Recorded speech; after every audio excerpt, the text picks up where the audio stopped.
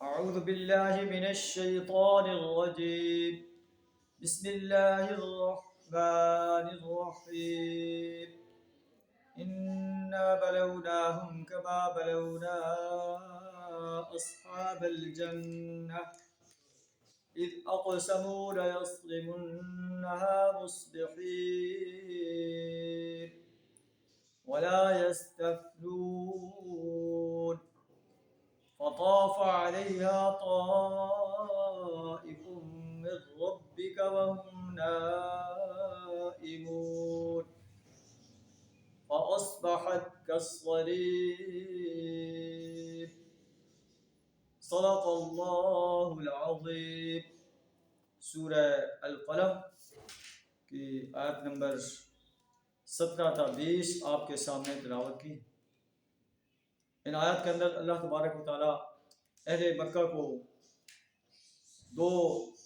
ایک باغ والوں کا واقعہ بیان فرما رہا ہے کہ انہوں نے کس انداز سے اللہ کی نعمتوں کی ناشکری کی اور ان کے باغ کو اللہ نے تباہ کر دیا. قریش مکہ کو بھی کہا جا رہا ہے کہ ہم نے تمہارے اندر ایک ایسا عظیم نبی مبعوث فرمایا ہے اور ایک ایسی عظیم کتاب اس پر نازل کی ہے. تم نبی صلی اللہ علیہ وسلم کی دعوت کو جھٹلا رہے ہو، قرآن کو جھٹلا رہے ہو. تمہیں بھی جو ہے اسی انداز سے اسی عذاب کا سامنا کرنا پڑ سکتا ہے جو باغ والے جو ہے جس عذاب سے دو چار کیے گئے. آیات کا ترجمہ کچھ اس طرح ہے: انا بلوناہم کما بلونا اصحاب الجنہ. ہم اہل مکہ کو اسی طرح آزمائش میں ڈال رہے ہیں جس طرح باغ کے مالکوں کی ہم نے آزمائش کی. اذ اقسموا لیصرمنها مصبحین. جب انہوں نے آپس میں قسم کھائی کہ ہم صبح سویرے اپنے باغ کے پھل توڑیں گے، اور یہ چاہتے تھے کہ صبح سویرے باغ کے پھل توڑ کر جو ہے مسکین جو ہے ان سے ہم اپنے آپ کو جو ہے آزاد کروا لیں کہ کوئی مسکین ہمارے باغ کا پھل لینے کے لیے نہ آئے. ولا یستثنون. اور انہوں نے جو ہے استثناء نہیں کیا تھا، انشاءاللہ نہیں کہا تھا. فطاف علیہا طائف من ربک وهم نائمون. پھر رات کو سوئے پڑے تھے کہ تمہارے رب کی طرف سے ایک بلا اس باغ پر پھر گئی اور فاصبحت کالصریم. اور باغ ایسا ہو گیا جیسے کٹی ہوئی فصل. فتنادوا مصبحین. صبح صبح انہوں نے ایک دوسرے کو پکارا: ان اغدوا علی حرثکم ان کنتم صارمین. اپنے کھیتی کی طرف چلو صبح سویرے اگر تم جو ہے پھل توڑنا چاہتے ہو. فانطلقوا وهم يتخافتون. وہ چل پڑے اور آپس میں چپکے چپکے کہہ رہے تھے: اللہ يدخلنها اليوم علیکم مسکین. آج کوئی مسکین جو ہے وہ داخل نہ ہونے پائے. وغدوا علی حد قادرین. اور وہ اس انداز سے چلے کہ وہ پھل توڑنے پر قادر ہیں.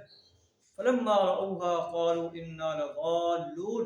جب اس باغ کو دیکھا تو انہوں نے کہا کہ ہم راستہ بھول گئے ہیں. پھر انہوں نے کہا بل نحن محرومون.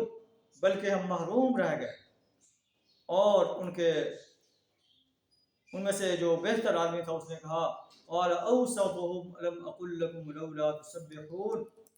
میں نے تمہیں کہا نہیں تھا کہ تم اللہ کی تسبیح بیان کرو، تم اللہ کی تسبیح کیوں بیان نہیں کرتے؟ اس وقت انہوں نے کہا سبحان ربنا، پاک ہے ہمارا رب، انا کنا ظالمین، ہم ہی ظالم تھے.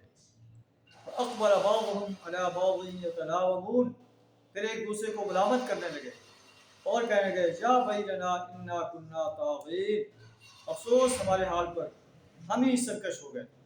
عسى ربنا ان يبدلنا خيرا منها. ہو سکتا ہے کہ ہمارا رب اس سے بہتر باغ ہمیں عطا فرمائے. انا الى ربنا راغبون. ہم اپنے رب کی طرف رجوع کرتے ہیں. كذلك العذاب. اسی طرح ہوتا ہے ہمارا عذاب. والعذاب الآخرۃ اکبر. آخرت کا عذاب اس سے بھی بہت بڑا ہے. لو كانوا يعلمون. کاش یہ لوگ جانتے. کفار مکہ کو یہ واقعہ سنا کر انہیں وارننگ دی گئی ہے کہ اگر تم اپنے سرکشی پر، اپنے بغاوت پر ڈٹ گئے تو تمہیں بھی اسی عذاب کا سامنا کرنا پڑے گا. یہ تو چھوٹا سا عذاب ہے دنیا کا، آخرت کا عذاب تو اس سے بھی بہت بڑا ہے. لو کانوا یعلمون، کاش یہ قریش کے لوگ جان لیتے۔ قرآن چونکہ اللہ کی کتاب ہے، قرآن دنیا کے ہر سرکش انسان کو، ہر باغی انسان کو جو اللہ کے مقابلے میں کسی اور کی پرستش کرتا ہے، اور کی بندگی اور غلامی اختیار کرتا ہے، اوروں کی اطاعت کرتا ہے، اوروں کو حاجت روا اور مشکل کشا مانتا ہے، ہر ایک کو وارننگ دے رہا ہے کہ اے لوگو، اللہ کی بغاوت سے، اللہ کی سرکشی سے باز آ جاؤ، ورنہ اللہ کے عذاب سے دنیا کی کوئی طاقت تمہیں نہیں بچا سکے گی۔ وآخر دعوانا ان الحمد للہ رب العالمین۔